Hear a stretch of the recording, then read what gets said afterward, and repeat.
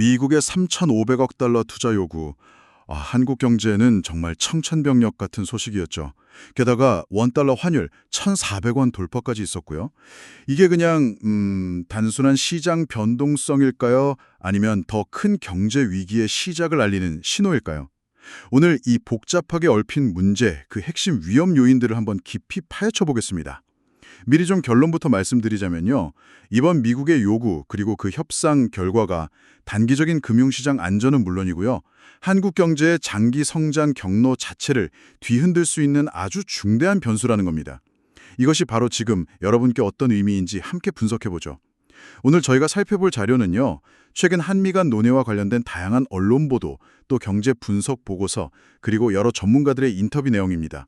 특히 미국의 3,500억 달러 투자 요구 조건, 그리고 그 파급 효과에 좀 집중해서 보겠습니다. 네, 정말 중요한 시점입니다. 이게 단순히 관세율을 얼마로 할 거냐 이런 문제가 아니거든요. 투자를 어떤 방식으로 할 건지, 그 자금의 성격은 또 뭔지, 여기에 또 금융 안전판 역할을 할 수 있는 통화 수완 문제까지 모든 게 아주 복잡하게 얽혀 있죠. 양국의 이해관계가 워낙 첨예하게 맞서다 보니까 불확실성이 그 어느 때보다 높아진 그런 상황입니다. 그럼 가장 먼저 이 3,500억 달러 투자 요구, 대체 어디서부터 좀 꼬인 건지 그거부터 짚어보죠. 지난 7월에 양국 간에 어느 정도 합의 틀은 만들었다고 들었는데요. 왜 아직 최종 합의에는 이르지 못하고 있는 건가요? 가장 큰 걸림돌은 역시 투자 방식에 대한 해석 차이입니다. 미국 측, 특히 이제 트럼프 대통령 측에서는 이걸 선불, 업프론트 투자 이런 개념으로 보고 있는 것 같아요. 일본하고 맺었던 5,500억 달러 투자 약속, 즉 MOU 사례를 계속 거론하면서요. 미국 측은 실제 현금 흐름, 캐시플로우를 강조하는데 이건 사실상 현금이나 직접적인 지분 투자를 의미하는 걸로 해석이 됩니다. 관련 보도들을 좀 종합해보면 그렇습니다. 현금이나 지분 투자요? 네. 반면에 한국 정부는 처음부터 생각이 좀 달랐습니다. 이 금액의 상당 부분은 대출이나 보증, 이런 간접적인 형태일 거다 이렇게 예상을 했고요. 직접적인 지분 투자는 많아야 5% 수준 이 정도로 봤던 거죠. MBC 뉴스 보도를 보면 7월 협상 당시에는 구체적인 투자 방식에 대한 언급이 없다가 이후 미국이 보내온 MOU 초안에서 갑자기 지분 투자가 확 강조됐다고 해요. 여기서부터는 이제 양측의 시각차가 확 드러난 거죠. 거기서부터 틀어졌군요. 네, 이게 참 미묘한 지점인데요. 미국은 일본도 했는데 왜 당신들 안 되냐? 약간 이런 식으로 압박을 하지만 뉴스토마토 같은 매체 분석을 보면 정작 일본 내에서도 그 MOU는 법적 구속력이 없는 그냥 행정문서 수준이다. 이런 해석이 나오고 있습니다. 일본이 너무 좀 성급하게 합의했다는 그런 반성도 있고요.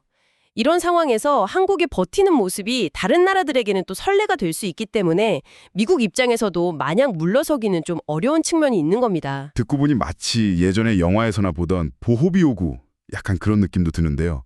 실제로 미국 포브스지 같은 유력 매체조차 이걸 마피아식 거래에 비유하면서 비판하기도 있죠. 이게 과연 동맹 간의 정상적인 협상인가 좀 의문이 들 정도입니다. 그렇죠. 그만큼 이게 좀 이례적인 요구라는 겁니다. 그럼 이 요구가 현실화되거나 혹은 다른 방향으로 흘러갈 경우 어떤 시나리오들이 가능할지 좀 더 구체적으로 살펴보겠습니다. 3프로TV에 출연했던 김준송 대표의 분석처럼 크게 한 3가지 경로를 생각해 볼 수 있습니다. 첫 번째는 최악의 시나리오죠. 즉 미국의 요구를 상당 부분 수용해서 대규모 현금이나 지분 투자를 실제로 집행하는 경우입니다. 물론 한국 정부는 불가능하고 비현실적이다 이렇게 딱 선을 긋고 있습니다. 근데 이게 당연한 반응일 수밖에 없는 게 3,500억 달러면요.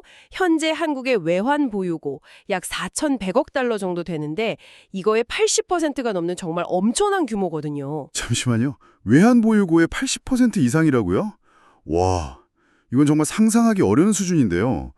만약 그런 규모의 자금이 실제로 빠져나간다면 단순히 외환 시장뿐만 아니라 실제 기업 활동이라든지 국내 금융 시스템 전반에는 어떤 연쇄적인 충격이 올까요? 그야말로 걷잡을 수 없는 혼란이 예상됩니다. 우선 외환 시장은 극도의 불안정에 빠지면서 원화 가치가 폭락할 가능성이 높습니다. 최근 1,400원 돌파는 그냥 시작에 불과하고 일부에서는 2,000원대까지 거론할 정도입니다. WION이나 아리랑뉴스 같은 외신들도 1997년 외환위기 트라우마를 언급하면서 우려를 표하고 있죠. 뿐만 아니라 이 막대한 자금을 마련하기 위해서 국채의 발행이 급증하면 시중금리가 치솟을 수밖에 없고요. 이는 주식과 채권 시장의 동반 폭락으로 이어질 수 있습니다. SBS 비즈에 출연한 금융위원회 분석처럼 국가 신인도가 추락하면서 외국인 자금 유출이 걷잡을 수 없이 가속화될 위험도 매우 크다고 봐야죠. 아, 정말 심각하군요. 그럼 두 번째 시나리오는 어떤 건가요? 두 번째 시나리오는 양측이 좀 타협점을 찾는 경우입니다. 한국 정부가 제안하는 방식인데요.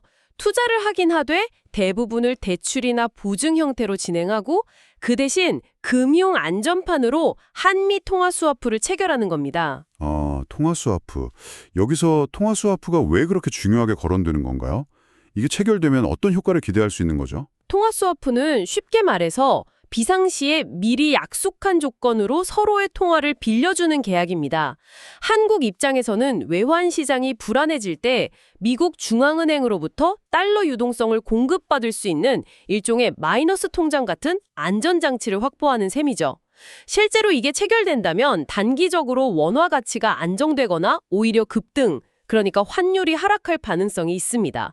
경제 읽어주는 남자 채널에서도 이런 분석을 내놓았죠. 그럼 좋은 거 아닌가요? 근데 문제는 미국이 이걸 순순히 내줄지 그게 불투명하다는 겁니다. 과거 사례를 보면 2008년 금융위기나 2020년 팬데믹 같은 정말 심각한 위기 때만 한시적으로 체결해줬거든요. 미국 입장에서는 이게 경제적으로 큰 손실은 없지만 이걸 일종의 협상카드로 지렛대로 활용하려는 경향이 강합니다. 만약 통화 스와프 없이 그냥 대출 방식으로만 진행된다 해도요. 한국경제TV 분석에 따르면 연간 10조 원에 달하는 이자 부담이 발생할 수도 있습니다. 이것도 만만치 않죠? 그렇군요. 이자 부담도 상당하네요. 그럼 마지막 세 번째 시나리오는요? 마지막 세 번째 시나리오는 협상이 타결되지 못하고 장기화되거나 아예 결렬되는, 그러니까 교착 상태에 빠지는 경우입니다. 현재 양측 입장 차이가 워낙 커서 단기간 내 합의는 사실 쉽지 않아 보입니다. 이 경우 미국이 관세율을 추가로 인상하는 식으로 압박 수위를 더 높일 가능성도 배제할 수는 없죠. 피터 시프 같은 분석가도 이런 시나리오를 경고했고요. 협상이 길어지는 것 자체도 상당한 부담일 텐데요. 혹시 이런 교착 상태에서 긍정적인 측면은 전혀 없을까요? 뭐 시간이라도 벌 수 있다든지? 글쎄요, 시간을 버는 동안 상황이 우리에게 좀 유리하게 바뀔 가능성도 아주 없지는 않습니다. 예를 들어 트럼프 행정부의 관세 정책이 미국 경제에 미치는 부정적인 영향들, 가령 성장률 둔화라든지 물가 상승, 농가 피해 이런 것들이 계속 부각된다면 미국 내 여론이나 정책 방향이 바뀔 수도 있겠죠. 트레이드 리포트 뉴스 같은 외신에서도 이런 점들을 지적하고 있고요. 또 일각에서는 트럼프 관세 정책 자체의 위법성에 대한 미국 법원의 판결 가능성도 제기되고 있습니다. MBC 뉴스에서도 나왔고요.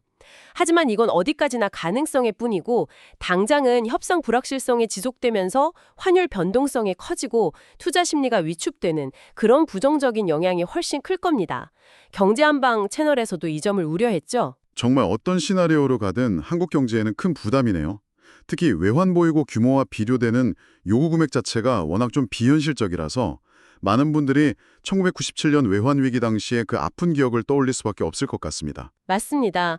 그런데 단순히 이 투자 요구 금액 자체뿐만 아니라 현재 상황을 더 위태롭게 만드는 여러 위험 요인들이 좀 복합적으로 작용하고 있다는 점을 주목해야 합니다. 추가적인 위험 요인이라면 어떤 것들이 있을까요? 우선 환율 변동성을 더욱 키우는 요인들입니다. 첫째는 앞서 말씀드린 대미 투자 협상의 불확실성 그 자체죠. 타결이 지연되는 것만으로도 외환 시장은 계속 불안에 떨 수밖에 없고요. 둘째는 미국 연준의 통화정책 방향입니다. 시장에서는 금리 인하를 기대하는데도 달러는 오히려 강세를 유지하는 이상현상이 나타나고 있거든요. 미국의 견조한 성장세와 자산시장 매력 때문인데요. 연준도 물가, 그러니까 관세 영향으로 하락세가 둔화될 가능성이 있는 물가와 또 고용, 둔화 속도가 완만한 고용 사이에서 쉽사리 금리를 내리지 못하고 있죠. 그러고 보니 그 점이 좀 이상하네요. 보통 금리 인하 기대가 커지면 달러가 약세로 가야 하는 건 아닌가요? 근데 달러는 강세라니 이건 어떻게 이해해야 할까요? 청취자분들도 이 부분이 좀 헷갈리실 것 같아요. 네, 직관적이지 않죠. 현재 미국 경제가 다른 나라들에 비해 상대적으로 강한 모습을 보이는 미국 예외주의, US exceptionalism 현상 때문이다 이렇게 설명할 수 있습니다. 금리 인하 기대에도 불구하고 미국 경제 성장세나 기술주 중심의 자산 시장 매력이 더 부각되면서 글로벌 자금이 달러 자산으로 몰리는 거죠. 여기에 또 안전자산 선호 심리까지 더해져서 미국의 막대한 무역 적자에도 불구하고 달러는 강세를 유지하고 있는 겁니다. 경제 한방이나 퀴터시프 분석에서도 이런 점을 지적하고요. 마지막으로 한국 내부 요인, 즉 부동산 시장 불안이나 높은 가계부채 문제 때문에 한국은행이 섣불리 금리를 내리기 어렵다는 점도 원화 약세 압력으로 작용하고 있습니다. 이건 SBS 비즈에 출연한 허석원 교수나 김영익 위원 등 많은 전문가들이 공통적으로 지적하는 부분입니다. 그렇군요. 내부 요인도 무시할 수 없겠네요. 그리고 환율 문제 외에 대외 신뢰도 문제도 심각합니다. 특히 조지아주에서 발생했던 한국인 기술 인력 대규모 구금 사태는 정말 충격적이었죠. 현대차와 LG에너지솔루션 합작공장 건설 인력 300여 명이 이민법 위반 혐의로 구금되었다가 결국 전원 무혐의로 풀려난 사건인데요. 트레이드 리포트 뉴스, The Baseline, YON 등 여러 외신에서 아주 비중 있게 다루면서 미국 투자 환경의 신뢰도에 큰 흠집을 냈습니다. 저도 그 뉴스 보고 정말 황당했습니다. 아무리 그래도 동맹국 기업 인력들을 그렇게 대규모로 구금했다가 무혐의로 풀어주다니요. 기업들 입장에서는 미국에 투자하는 게 정말 예측 불가능한 위험을 감수하는 일처럼 느껴질 것 같아요. 정확합니다. 여기에 숙련 기술 인력에 대한 비자 발급 문제까지 겹치면서 더 베이스라인 등에서 지적하듯이 미국 내 공장 건설 자체가 계획대로 진행되기 어려울 수 있다는 우려마저 나오고 있습니다. 이런 예측 불가능성, 동맹국에 대한 과도한 요구, 보호무역주의 강화 등은 미국의 투자 매력도를 근본적으로 떨어뜨리고 있는 거죠. 실제로 캐나다 같은 나라는 미국과의 협상을 서두르기보다는 자국 내 투자에 집중하는 좀 대조적인 모습을 보이기도 했죠. 트레이드 리포트 뉴스에서도 나왔고요. 상황이 정말 복잡하게 돌아가네요. 이런 와중에 전문가들은 이 상황을 어떻게 분석하고 있나요? 다양한 시각들이 있을 것 같은데요. 네, 여러 관점들이 있습니다. 크게 보면 단기적인 시장 대응에 좀 초점을 맞추는 시각과 좀 더 구조적인 변화를 예측하는 시각으로 나눠볼 수 있을 것 같아요. 우선 오건영 단장님 같은 분들, 증시각도기 TV나 경제한방에 나오셨죠? 이런 분들은 현재 시장의 극심한 혼란, 그리고 연준의 이례적인 행보, 그러니까 물가가 오르는데도 금리 인하를 고려하는 것에 주목합니다. 미래 성장 둔화에 대한 우려가 이미 시장에 반영되고 있고 특히 소득 양극화 심화가 금리 인하 압력으로 작용할 수 있다고 분석하죠. 그래서 불확실성에 대비한 시나리오별 분산 투자를 강조하고요. 네, 분산 투자 중요하죠. 반면에 좀 더 거시적이고 구조적인 비판을 제기하는 목소리도 있습니다.